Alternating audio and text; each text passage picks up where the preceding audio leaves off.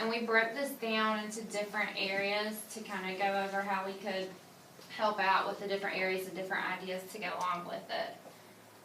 So the first part is for the ELL learners, also the English language learners, and for communication and support. First off, you can start with classroom discussions, because usually with classroom discussions, children can explain their ideas better if they can talk it out, better than if they can write stuff down. And you can also, they can pick up on the different words that the other students are saying, so it would help them with pronunciation. Modify your teacher talk. And the way you can do that is to speak slowly and use clear articulation. Also, reduce the amount that you use teacher talk, like use a variety of words for a different idea, and place more stress on important concepts or questions. And also, model or gesture when possible to supplement the verbal discussion.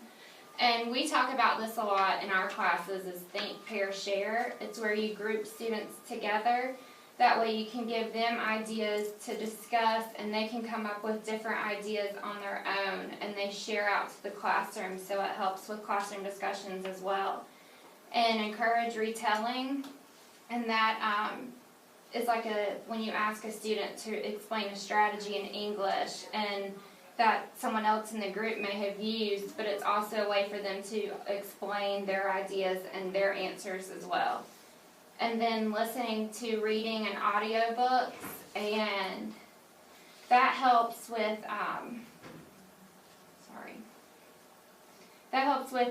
comprehension and the fluency, because it allows them to hear what the correct pronunciation and everything is for English. So that would be a good idea to use during computer lab. And next is phonemic awareness. And obviously that's what they have to start reading anyways to achieve fluency. So starting off with vocabulary, you could have notebooks set up that have pictures of the words that they could go back and look at. That way they have some kind of visual to go along with the word. Different songs and activities.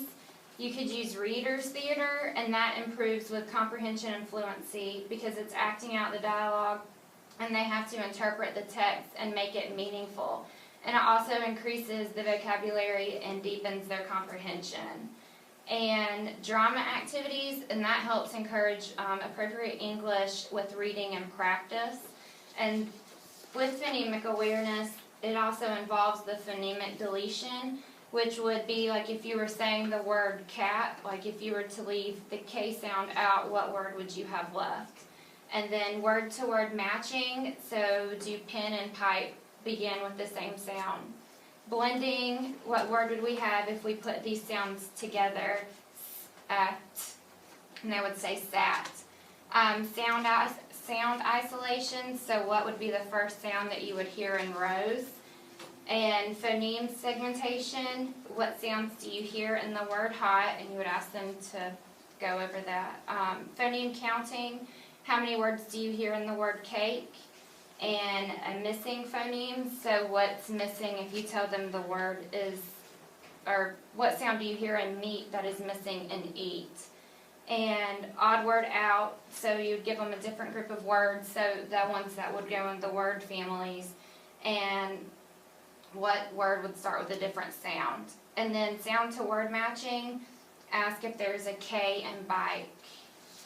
And there's different songs that I found too that go along, and you can pass this around. It goes with blending.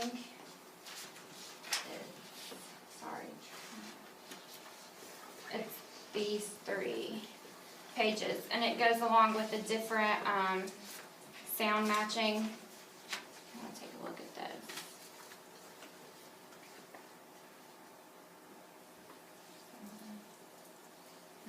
Okay, next is the EC learners, and this also applies to your tier 1 and 2 students.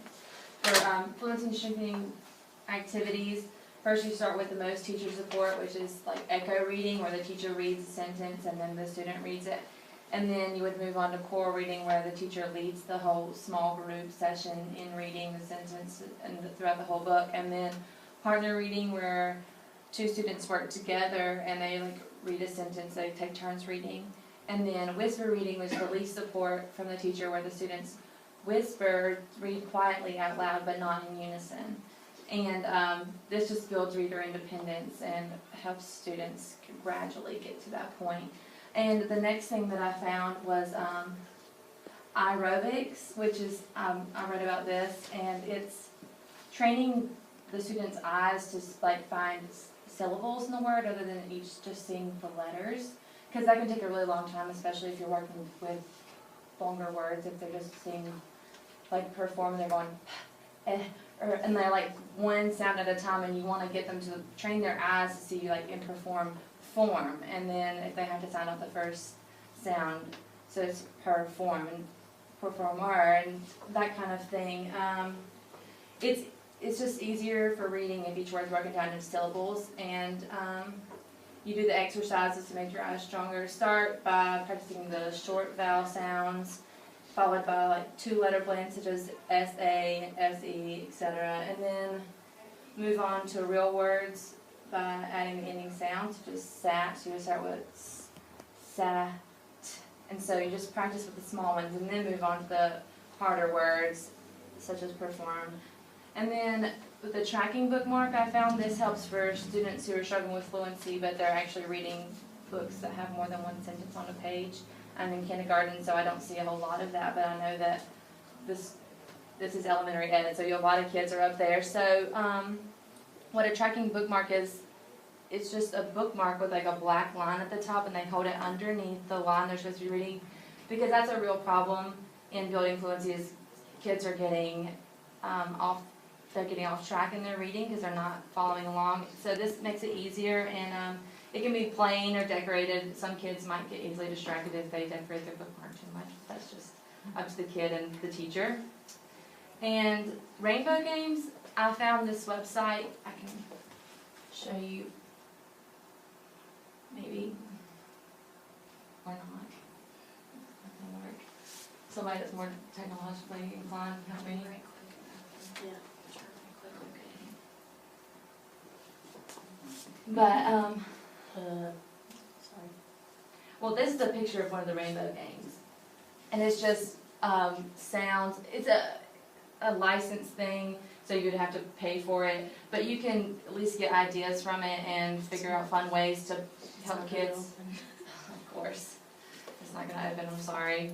But to blend the sounds and to mix them up and make words. You can do nonsense words. And there's board games, card games, domino games, bingo games, and they can be customized to contain whatever vocabulary you're working on and letters that the class may be working on. And I just thought it was really neat. There's a lot of great stuff out there that you just have to look for it. And next, I did a little bit of assessments. Running record is something I learned this year in my English language arts class, where you keep track of what the students are reading, and you would have a sheet, which I meant to attach, but unfortunately I did not. And I didn't have a hard copy with me because I cleaned my notebook out. But you would type up the students' text. It's easier for the lower level kids because there's not as much text, and you would just have them read to you and check off the ones they get right. And if they self-correct, you would mark that. And it's a good way to pre-assess, so you know what level they're on, and you can do it as they're reading, and then you can go back and look at it to see how they've progressed over time. And then a motivational thing for students in their fluency would be timed reading sessions.